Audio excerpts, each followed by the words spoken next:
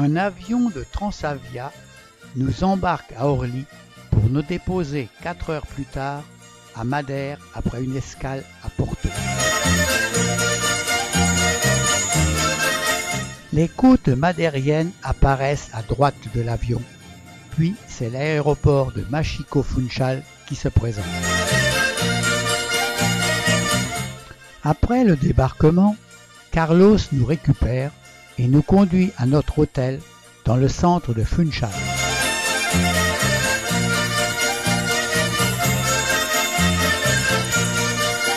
Depuis la terrasse de cet hôtel, nous pouvons découvrir toute la ville construite en amphithéâtre au-dessus de sa baie.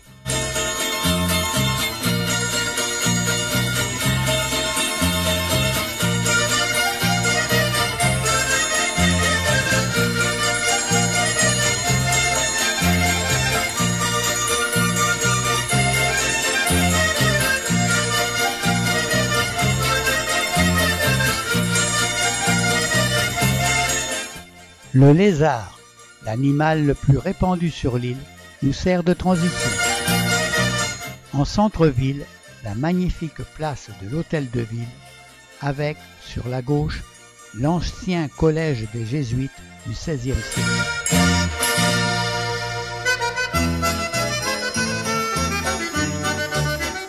Admirez son pavage remarquable.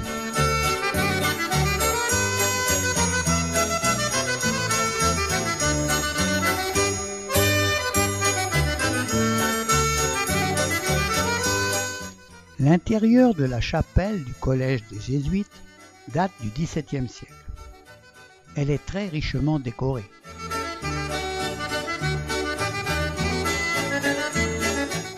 Autre place d'où l'on découvre le clocher de la cathédrale, malheureusement en travaux ces jours-là.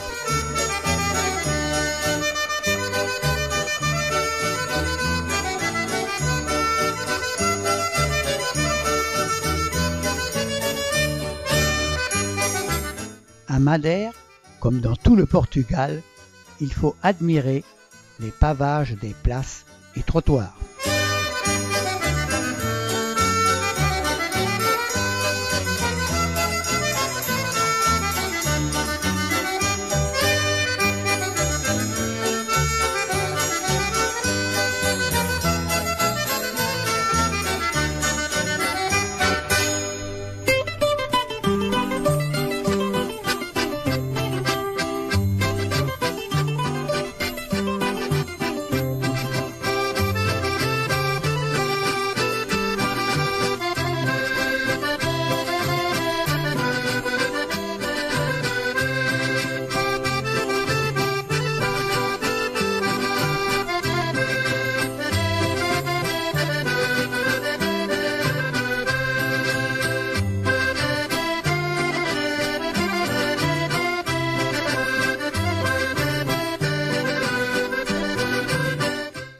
Une marchande de fleurs en bordure de rue.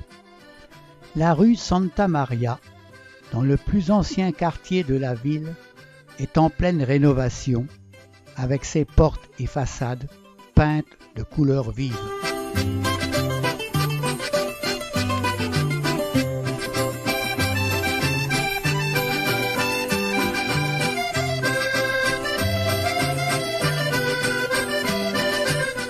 À l'est de la ville et du port, voici l'ancienne forteresse São Lourenço.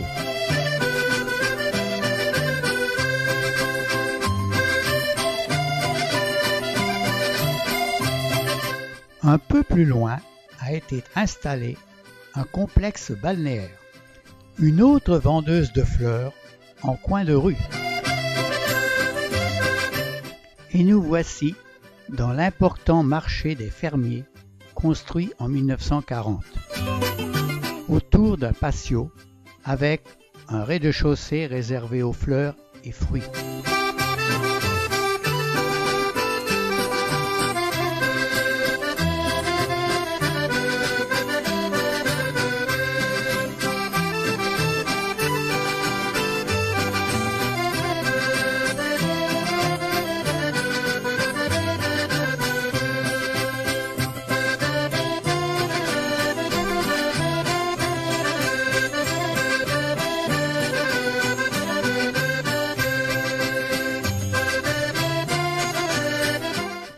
Observez ce fruit comestible, qui est celui du philodendron.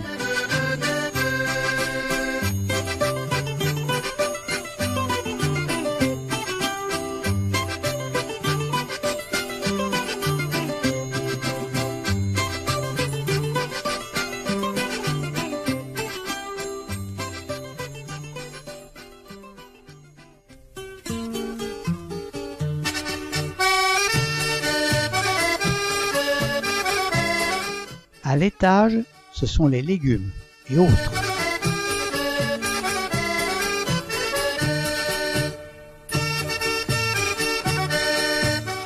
En léger contrebas est installé le marché aux poissons.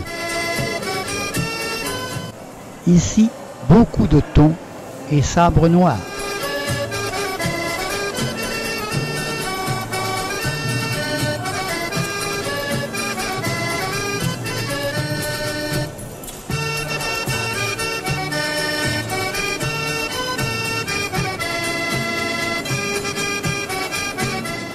La ville compte de nombreuses petites places, ombragées et fleuries.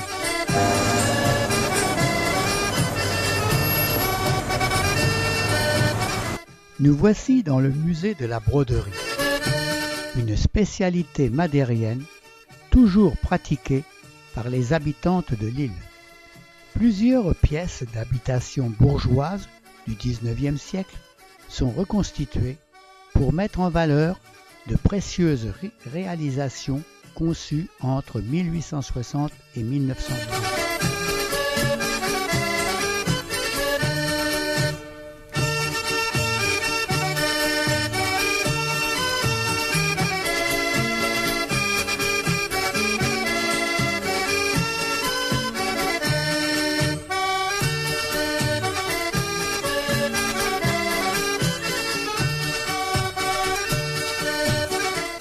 Comme ces robes et chemises en lin, finement brodées de soie.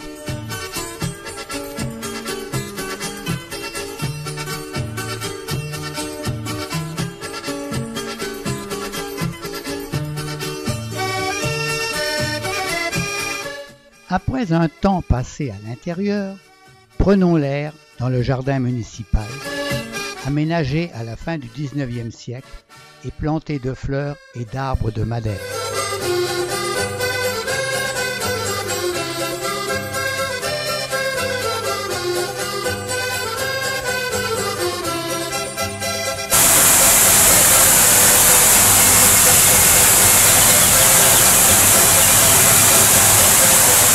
Plus à l'ouest de la ville, dirigeons-nous vers le parc Santa Catarina.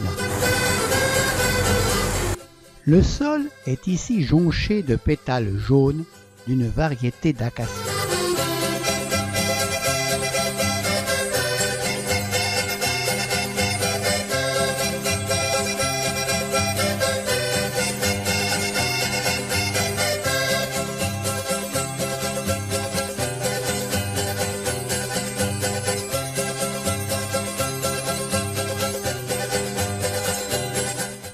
Ici, un philodendron et ses fruits comestibles. Voici un arbre peu connu, le capoquier, dont les fruits, le capoc, qui servaient à matelasser certains vêtements.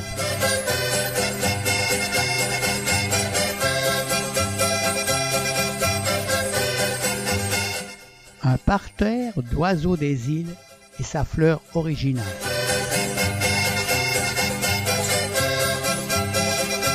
Ce parc de 36 000 m² est perché sur une colline d'où l'on découvre la ville et le port. Au sommet d'une colline, la forteresse do Pico, érigée au XVIIe siècle. Voici le port où nous distinguons quelques bateaux de plaisance. Mais aussi cette réplique d'une caravelle de Christophe Colomb.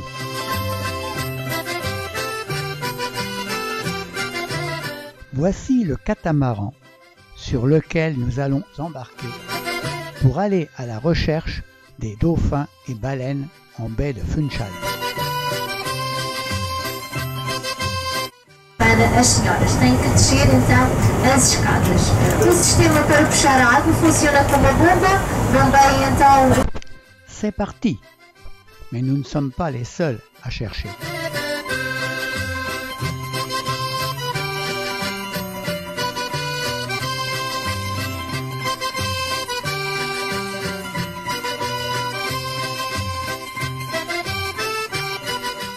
Les dauphins sont présents et tournent autour de notre bateau.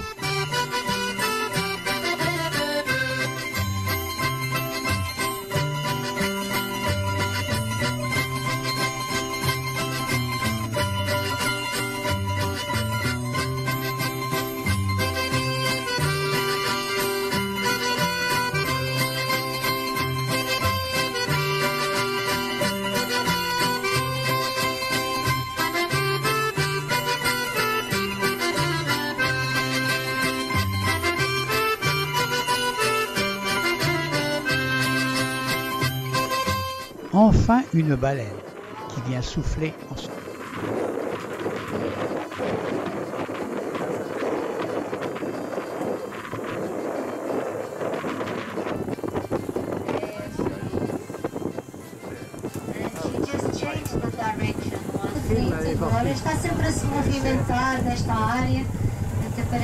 Pour rentrer au port, nous suivons la côte à l'ouest de Funchal, où sont installés de nombreux complexes hôteliers avec piscine d'eau de mer au pied des falaises.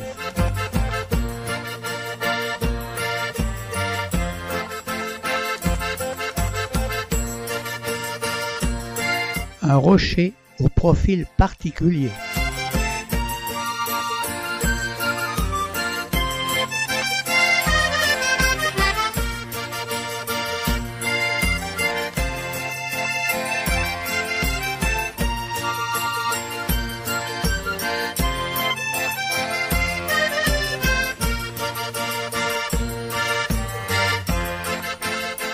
Après cet après-midi en mer, un bon repas s'impose.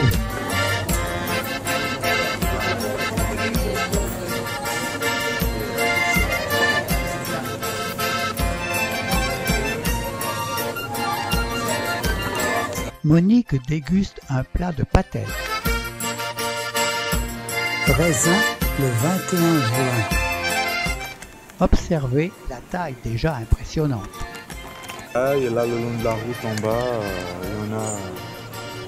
Et ils ont construit l'église là-bas sur des pilotis, on dirait. Oui. Cette nouvelle matinée est consacrée à la découverte de la culture de la vigne avec Nélio, un guide local.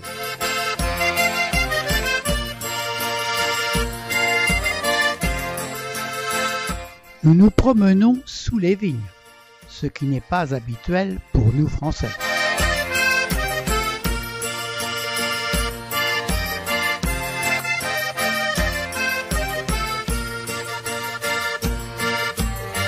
Ils ont déjà enlevé une partie du feuillage, la lumière rentre plus et on voit là qu'ils ont, on voit la tige de la feuille, mais la feuille est plus là. Ces vignes sont irriguées, comme la plupart des cultures madériennes.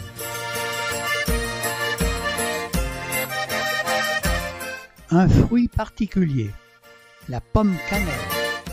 Nous voici à Faya dos Prades, au sommet de la falaise, d'où nous dominons d'environ 400 mètres les jardins du bord de mer. Nous allons donc emprunter un téléphérique pour nous y rendre.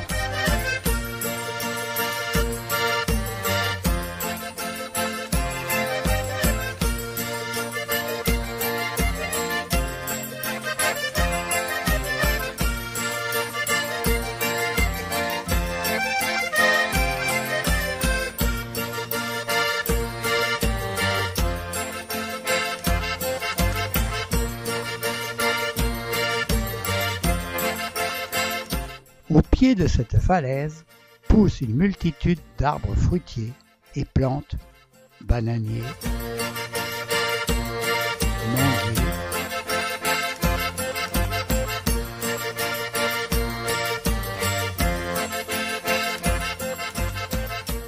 plaques miniers ou arbres à kaki. Pour les grosses charges, les Madériens utilisent le bateau. La caravelle passe au large.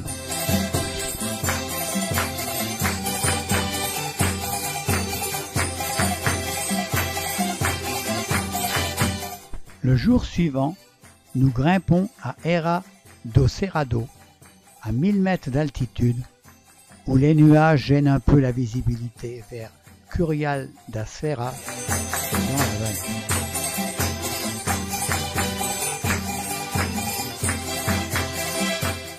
Une touffe de vipérines pas encore épanouie. Nous arrivons à Monte, qui domine Funchal depuis le parvis de son église.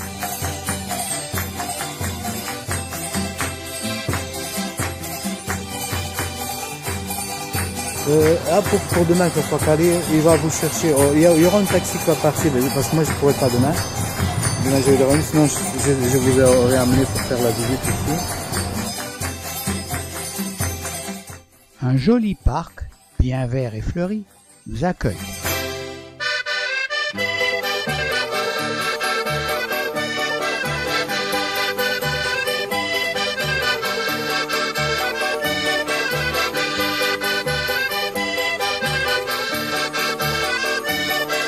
Mais la curiosité principale est la descente vers Funchal, dans ses paniers d'osier, comme il y a un cercle.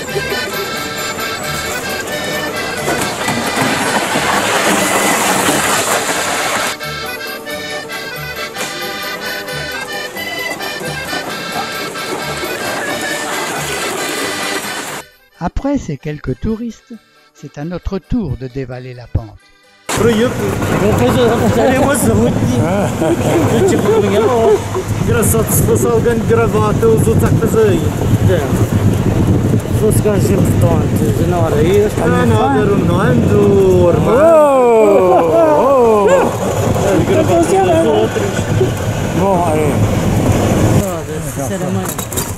A utilização é que a máscara vai aprender com esta cara. Permite aí.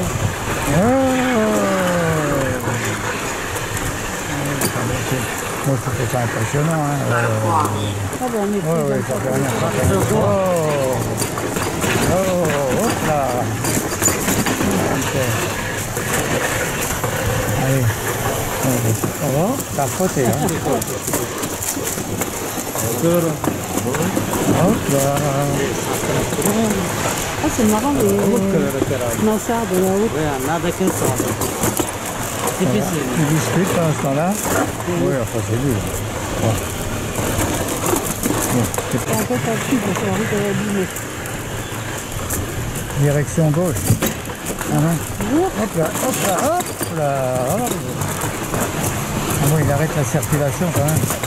À l'arrivée, on nous propose notre photo et les conducteurs rangent les paniers dans un camion qui les remonte au départ.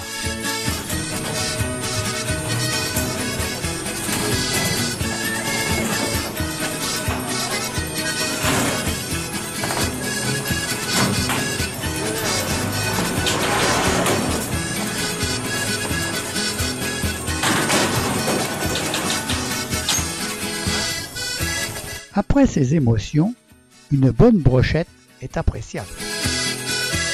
Cet artisan proposant sa production nous sert de transition. Un peu à l'ouest de Funchal, voici la petite ville de Camara de Lobos et son charmant petit port de pêche.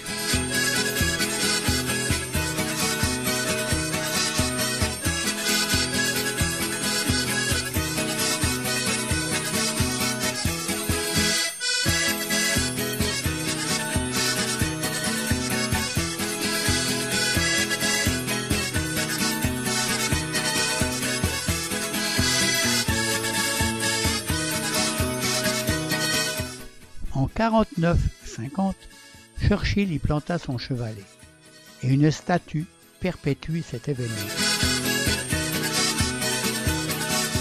Un arbre aux fleurs rouges en bout de rameau et au feuillage persistant, le Metrosidera excelsa. Nous arrivons au sommet de la plus haute falaise d'Europe. Nous sommes à 580 mètres au-dessus du niveau de la mer. Un plancher transparent a été installé. Il ne faut pas craindre le vertige pour marcher dessus. En bas, les champs paraissent minuscules.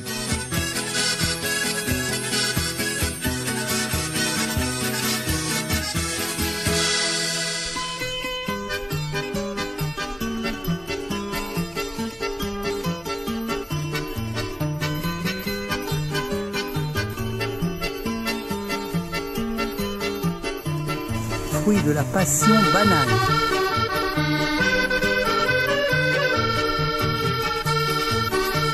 On a les sommets dans les nuages. Oui. Nous arrivons sur la côte nord, au-dessus de São Vicente, petite ville de plus de 5000 habitants que nous découvrons.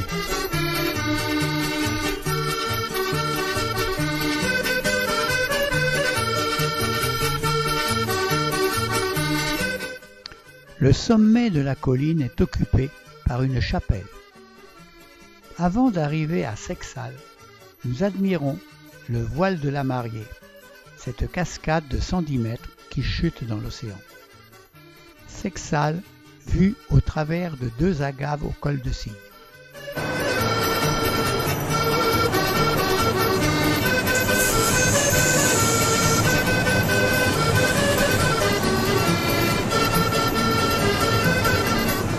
La plage de galets de Ribeira da Janeiro.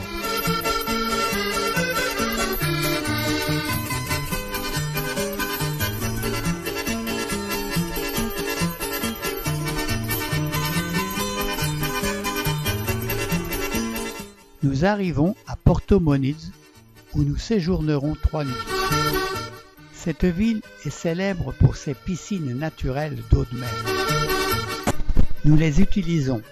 L'eau est un peu fraîche, mais très supportable.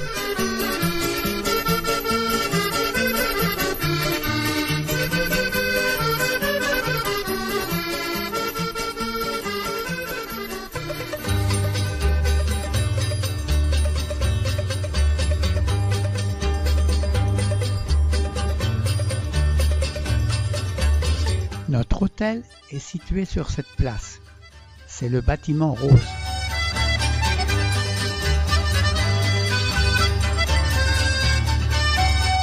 Autre secteur avec des piscines naturelles, mais moins bien aménagées. Au bout de ces piscines, l'ancien fort Saint-Jean-Baptiste abrite un modeste aquarium que nous visitons.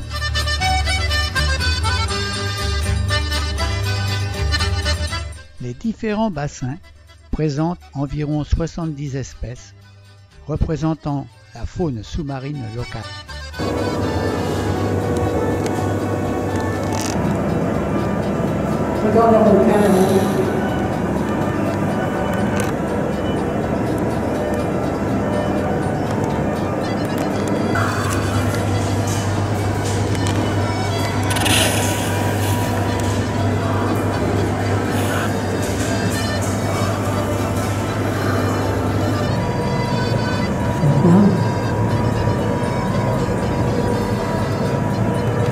Ah, c'est elle, non? Elles sont encore, hein?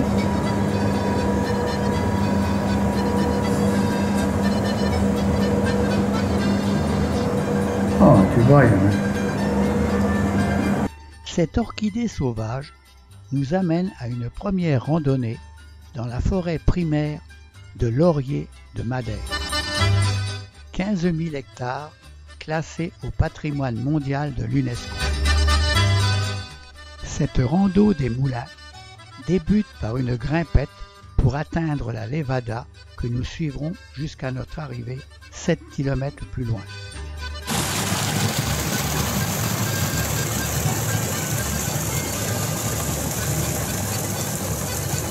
Les Levadas sont de petits canaux caractéristiques de Madère qui conduisent l'eau de la montagne jusque dans les cultures plus basses.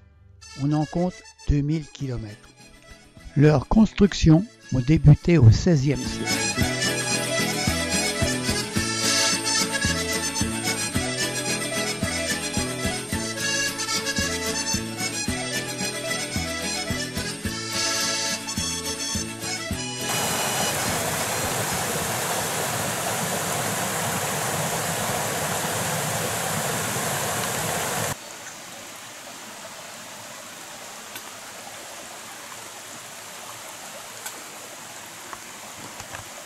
Ah oui, comme ça c'est mieux.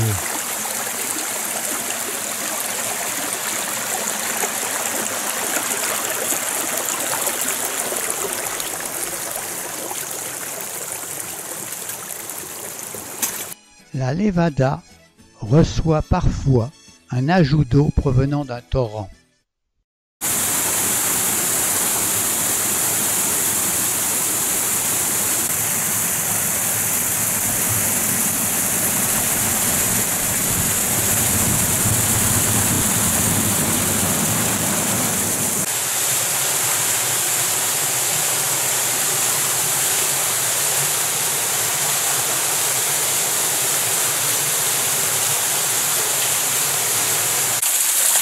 La mise en prise.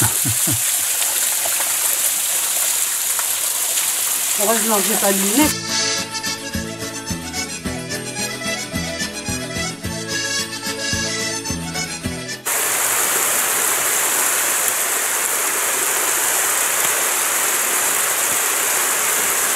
Une vipérine en fleurs avant de présenter la rando suivante.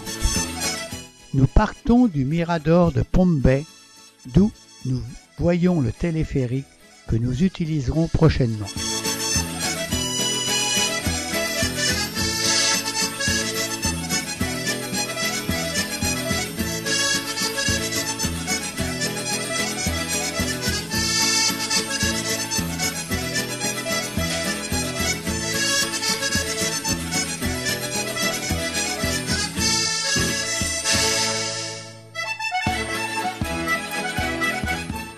Après une grimpette jusqu'à Santa, nous suivons des routes et des chemins qui nous conduiront à Porto Moniz avec un dénivelé négatif de 500 mètres.